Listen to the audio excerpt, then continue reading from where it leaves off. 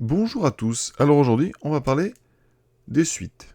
Et on va démontrer que quand une suite est convergente, eh bien, sa limite est unique. Pour ça, je vais utiliser donc la définition d'une suite convergente. Et cette définition, je l'utilise ici avec un-l inférieur ou égal à epsilon, ce qu'on appelle donc un encadrement large, comme dans les programmes donc de prépa.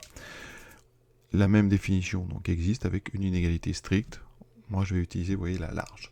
Donc, le raisonnement qui va permettre de démontrer cette unicité, c'est un raisonnement par l'absurde. On va supposer que si une suite est convergente, alors elle a deux limites. Donc on va prendre une suite et on va considérer qu'elle a deux limites, L et L' différentes, et on va montrer que dans ces cas-là, il y a une impossibilité. Alors je vais faire un raisonnement très rapide par le dessin, pour vous montrer que finalement, c'est assez clair et assez simple à comprendre. Par contre, à mettre en forme, vous allez voir, c'est un petit peu plus embêtant. Mais d'abord, attardons-nous sur une petite représentation.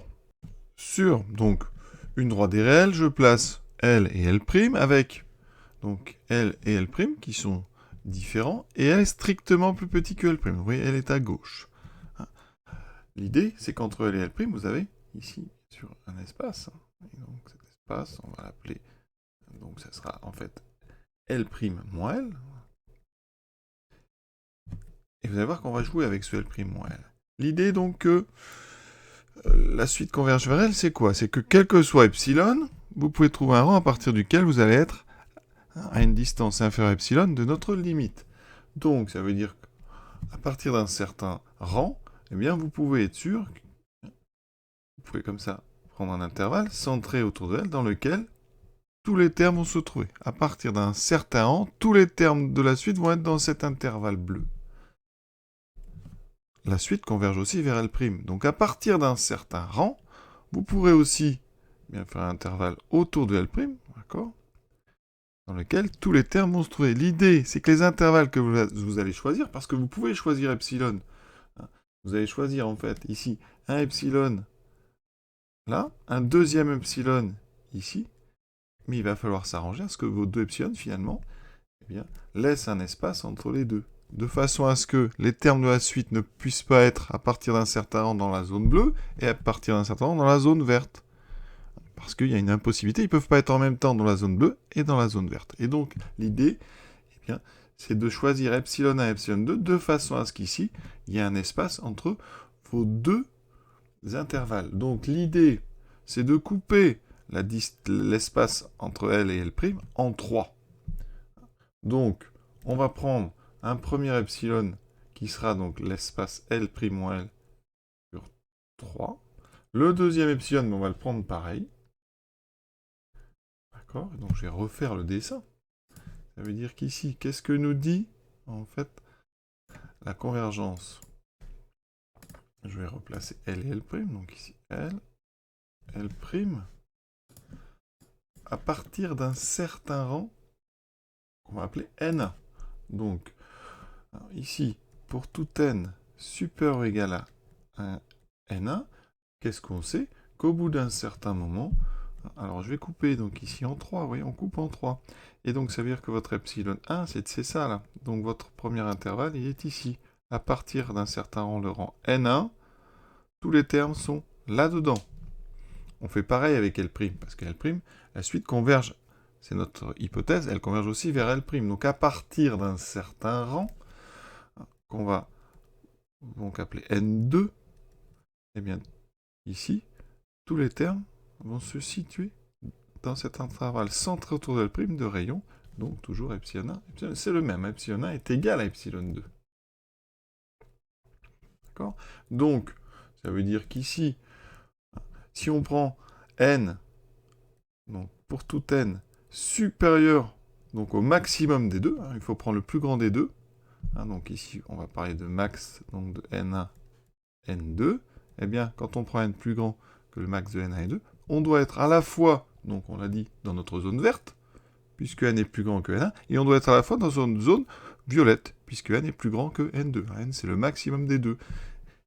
Et vous voyez bien que l'idée d'avoir pris donc L' moins L sur 3, c'est que ces deux intervalles, eh bien, ils ne se coupent pas, ils sont disjoints, et ça on va le montrer par les calculs, par des inégalités, et donc, eh bien, on voit bien que les termes ne peuvent pas être à partir d'un certain moment dans la zone verte et dans la zone violette.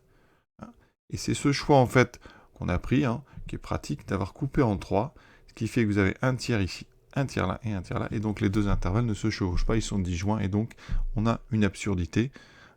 Conclusion, notre hypothèse est fausse, donc on ne peut pas avoir deux limites. Donc il faut bien comprendre ce petit schéma, et maintenant on va le démontrer plus formellement. Première étape, donc on va poser epsilon égale L' moins L sur 3.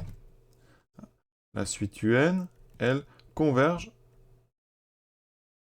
vers L, un réel, d'accord? Donc, ça veut dire qu'ici, avec la définition, il existe un rang, donc que je vais appeler N1, donc appartenant à grand N, tel que, quel que soit N plus grand que N1, on a UN moins L qui est plus petit que notre epsilon, donc qui est plus petit que L' moins L sur 3.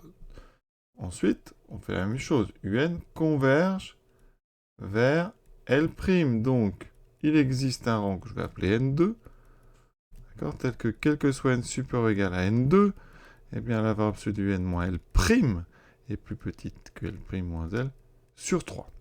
D'accord? Donc, ça veut dire que en appelant N0 le max de N1, N2, donc plus grand des deux, d'accord?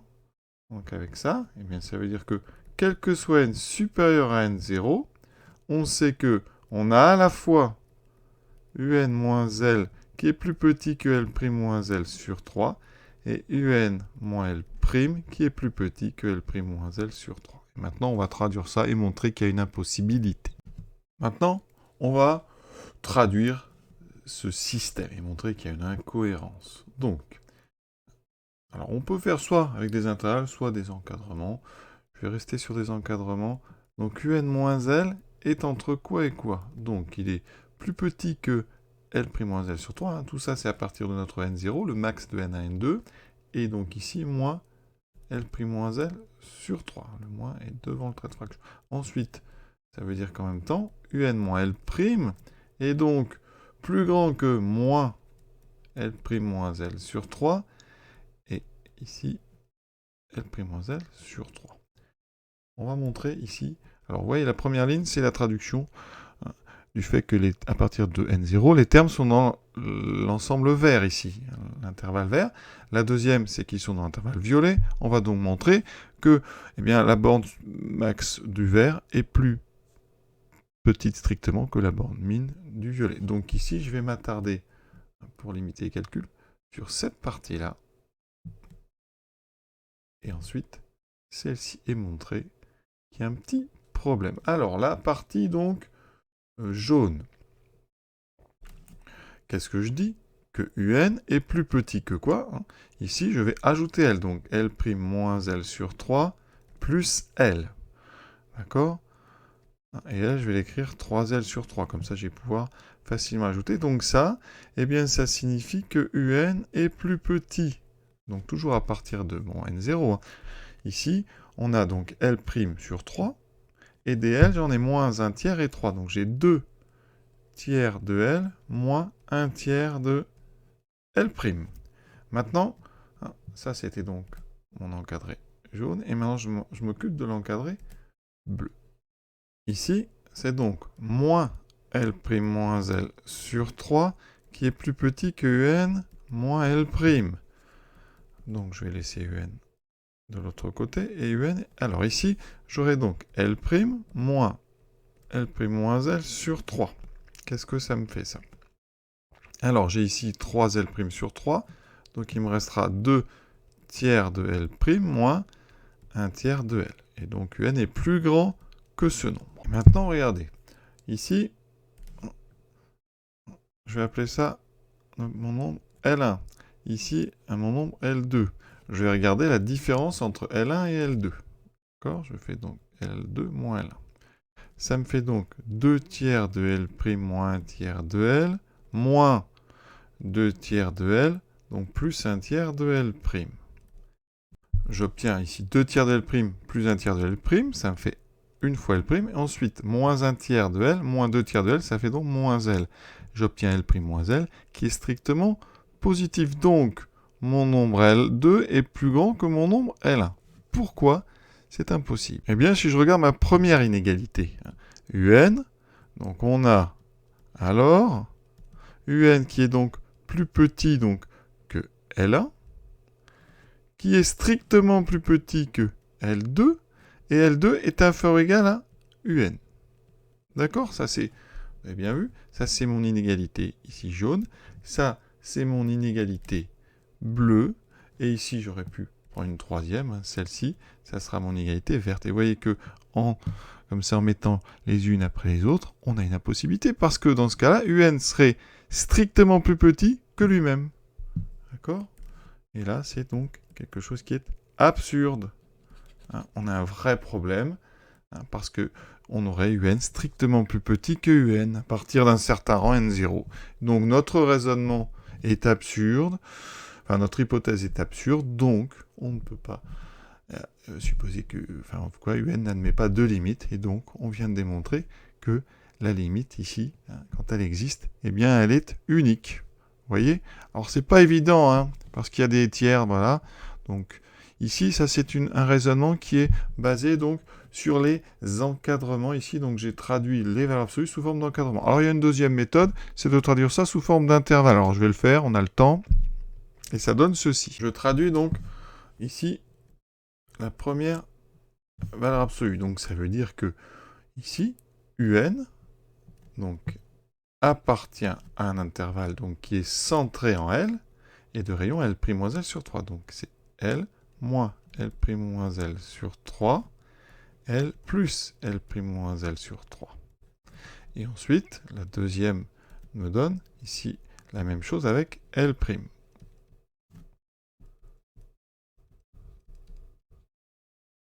On va faire ces petits calculs ici. Donc UN appartient à l'intervalle. Alors, L', donc on aura L' plus L sur 3, ça fait donc 4 tiers de L, moins L' sur 3. Et ensuite, l'autre côté, on aura donc ici 1 L moins 1 tiers de L, donc 2 tiers de L, par contre, plus L' sur 3.